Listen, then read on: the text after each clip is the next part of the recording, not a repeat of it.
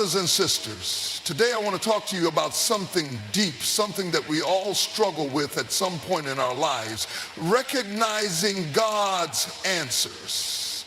See, life will test your patience, your faith, and your endurance. Sometimes you've been praying for an answer, crying out for a breakthrough, and you wonder why God hasn't responded. But let me tell you something, God always answers. The question is, are we recognizing his answers? Now, some of you might be asking, why hasn't my prayer been answered? You've been praying for years, months, days, asking for a job, healing, restoration, or maybe a loved one's salvation. But what if I told you that God has already answered? The issue isn't his response, but our ability to recognize it. Too often we expect God to answer in the way we want him to, but God operates on a level higher than ours. His ways are not our ways, and his thoughts are not our thoughts. You see, when we think the answer is delayed, God is working something. When I say God always answers, I want you to understand that God never leaves a prayer unheard or unaddressed. He is not a distant, disconnected figure who ignores the cries of his children. No, our God is a loving Father who is always attentive to his people, always working for their good, and always respond. But here's the key, his answers don't always come in the form we expect or at the time we desire. You see, there are three primary ways God answers us: yes, no, and wait. And each of these is an answer, but each requires us to trust him differently. Yes, the immediate answer. There are times when God says yes. Right then and there, you prayed for something and boom, the door opens, the opportunity comes, and you see the manifestation of what you've been asking for. In these moments, it's easy to recognize God's hand because the answer aligns perfectly with our request. This is the type of answer we often expect, and we love it because it gives us exactly what we wanted. But even in these moments, we must remember that the yes is not just about the blessing, but about the God who provided it. No, the redirection. But what about when God says no? Let me tell you, a no from God is still an answer. And I know it's hard. When God closes a door, it can feel like he's forgotten about you or like he's withholding something good. But hear me when I say this, God's no is always a redirection to something better. You may not understand it right now, but the job you didn't get, the relationship that didn't work out, the opportunity that slipped away, those things weren't aligned with the greater purpose God has for. God's no is not a punishment, it's protection. It's him saying, I have something better in store for you. And if you trust him, you'll see that no become one of the greatest blessings in disguise. Wait, the refining process. And then there's the answer that requires the most faith. Wait. Now, we don't like to hear that. We want answers now. We live in a world of instant gratification, but God operates on his own timeline. When he says wait, it doesn't mean he's forgotten about you. It means that he's preparing something for you, or maybe he's preparing you for something. The waiting period is not wasted time. It's refining time. It's in the wait that God builds your patience, your perseverance, and your faith. Sometimes God says wait because he's setting the stage for something greater than you could even imagine. The answer is coming, but it's coming at the right time, not necessarily the fast time. But here's the thing, we must learn to tune into the frequency of God's voice. We must learn to recognize when he's answering us through people, through circumstances, and even through the gentle whisper in our spirits. God is not just answering you in the loud, dramatic moments. Sometimes his answers are quiet, subtle, and require spiritual discernment. And let's not forget, sometimes God answers in ways that are so far beyond what we imagine that we miss it completely. We're asking for something small, and God is When I say that closed doors are answers too, I want you to fully grasp this concept. We often see a closed door as a form of rejection, failure, or even punishment. But let me tell you something powerful. A closed door is sometimes God's greatest act of protection and redirection in your life. We've all experienced moments when we were pushing hard for something we wanted, a job we thought was perfect, a relationship we thought was meant to be, an opportunity we were certain was the one. We knock and knock, but the door remains shut. In that moment, it can feel like the ground is shifting under us. We wonder why God didn't open that door. We might even feel frustrated, confused, or disappointed. But here's the truth. God closes doors for our good because he sees what's on the other side, and he knows what's best for us even when we don't. God protects us from what we can't see sometimes. We are so focused on what's in front of us that we can't see the dangers, distractions, or setbacks that lie beyond that closed door.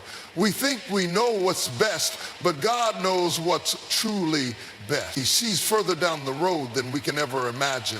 That job you didn't get, maybe it would have led to stress and burnout. That relationship that ended, perhaps it would have caused you heartache you weren't ready to handle. That opportunity that slipped away, maybe it would have taken you off the path to your destiny. God's closed doors are not his way of punishing you.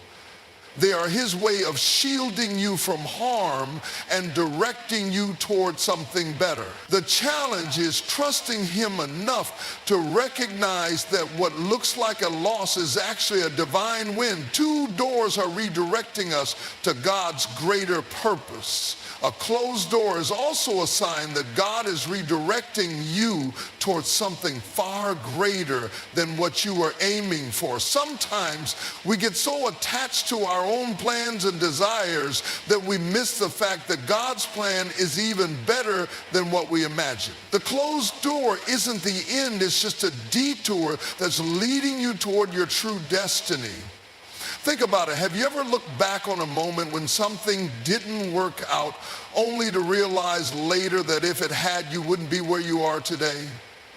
You were upset in the moment, but now you can see that God was actually setting you up for something bigger, better, and more aligned with your purpose. That's how God works. He redirects us when we've set our sights too low or when we're heading in a direction that won't fulfill our calling.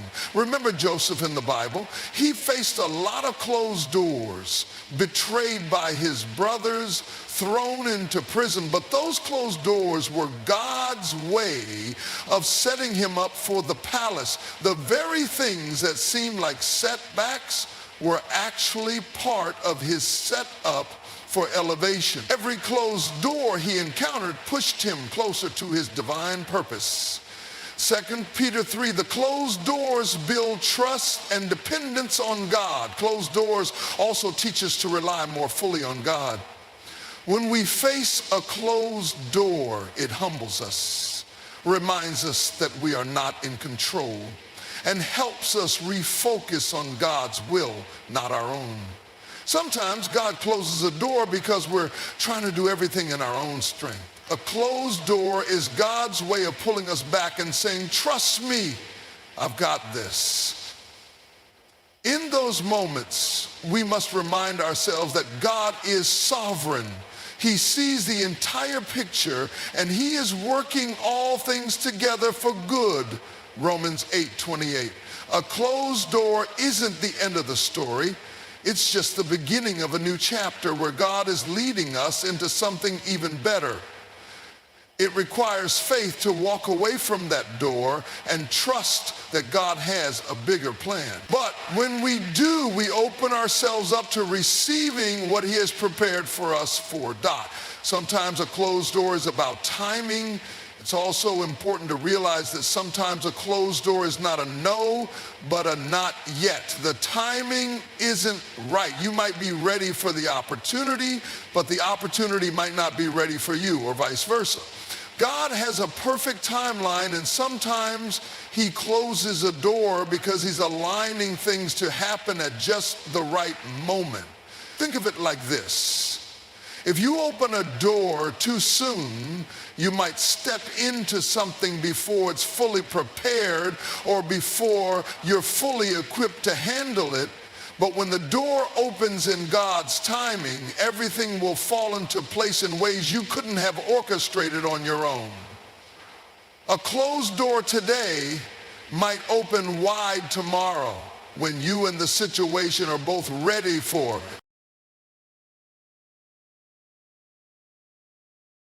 5, how you respond to closed doors matters. Finally, how we respond to closed doors matters. When God closes a door, do we complain, doubt, and try to force it open, or do we trust him and seek his guidance for the next step? The key to recognizing a closed door as an answer is having the humility to submit to God's will and the faith to know that he is leading you in the right direction. It's about surrendering your plans and allowing God to reveal his. When you face a closed door, remember this: God is not rejecting you. He is redirecting you towards something far greater. He is aligning things for your ultimate good, for your growth, and for his glory. You don't have to understand every closed door. You just need to trust that the one who holds the keys knows exactly where he's leading you. So the next time you encounter a closed door, don't be discouraged. Don't lose heart. Instead, lift your hands and say, Lord, I trust you. If you close this door, I believe you're opening something better. That's the kind of faith that moves mountains. That's the kind of faith that will take you into the next level of what God has prepared for you. Closed doors are not the end. They are the beginning of something greater. Trust that God knows what he's doing, and in time, you will see that every closed door was part of the beautiful divine plan he has for your life. When we talk about patience in the process, we're touching on one of the most difficult yet essential aspects of faith: waiting on God. You see, we live in a world that craves instant gratification. We want things fast, we want answers now, we want breakthroughs yesterday, but God doesn't operate on our timeline. His timing is perfect, but often it requires patience. It requires us to trust that even when we don't see immediate results, God is working in the process. The waiting season is not wasted time. First and foremost, I want you to understand that waiting is not wasted time. We may think that nothing is happening while we wait, but that couldn't be further from the truth.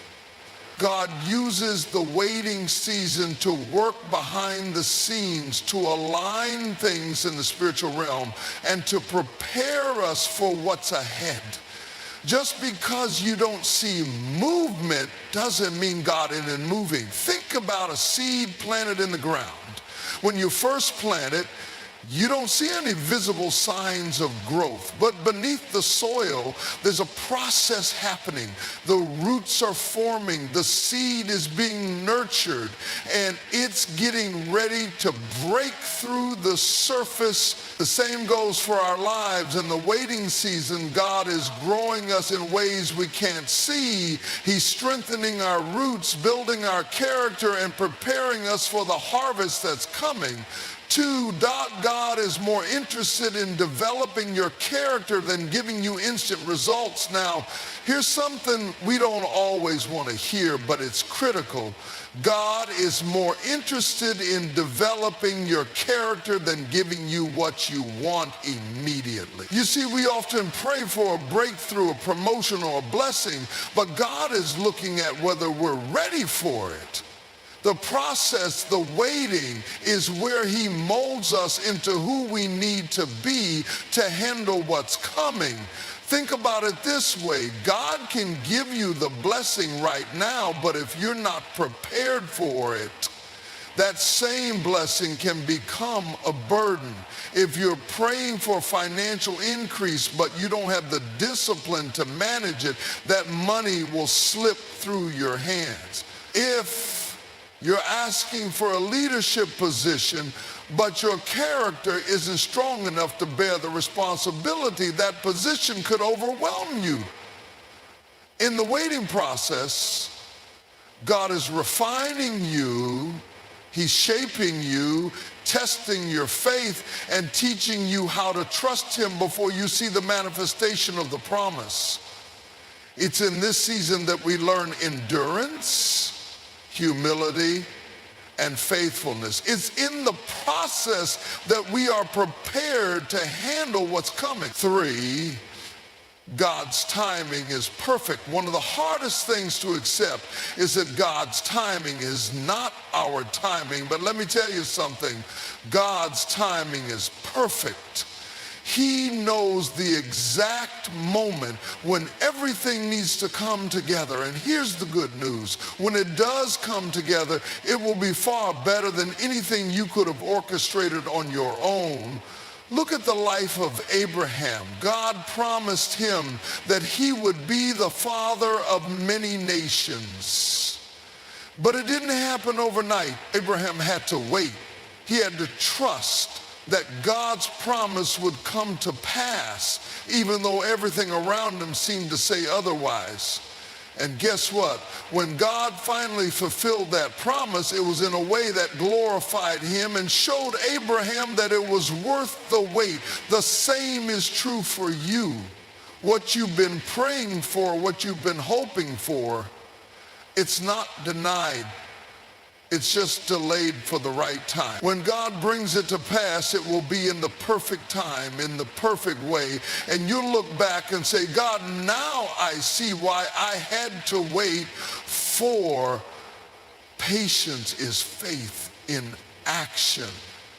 Patience is more than just waiting. It's how you wait. And that's important. Some of us wait with frustration, doubt, and bitterness. But God is calling us to wait in faith. Patience is faith in action. It's saying, Lord, I don't see it yet, but I trust you. I trust that you know what's best for me. I trust that you're working things out for my good, even if I can't see it right now. Patience doesn't mean sitting idly by. It means actively trusting God while you continue to be faithful with what he's already placed in your hands. You may be in a season of waiting, but that doesn't mean you're stuck. It means you're being prepared. In James 1:04, the Bible says, let patience have its perfect work, that you may be perfect and complete, lacking nothing. God is doing a perfect work in you during this process. He's equipping you, teaching you, and positioning you so that when the promise comes, you won't lack anything. You'll be ready. 5. The process is about transformation, not just the destination. One of the most important things we need to understand is that the process is just as important as the destination.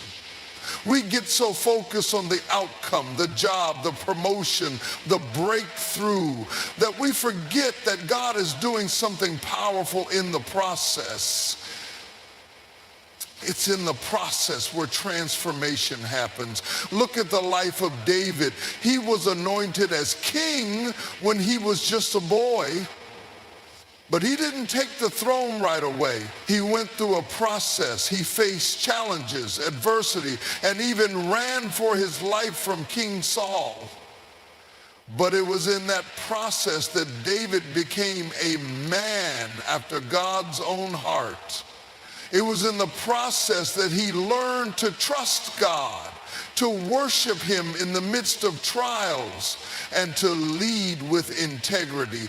If David had taken the throne the moment he was anointed, he wouldn't have been ready to handle the responsibility. It was the process that prepared him to be the king God had called him to be. The same is true for us. God is more interested in transforming us into his image than just giving us the outcome we desire.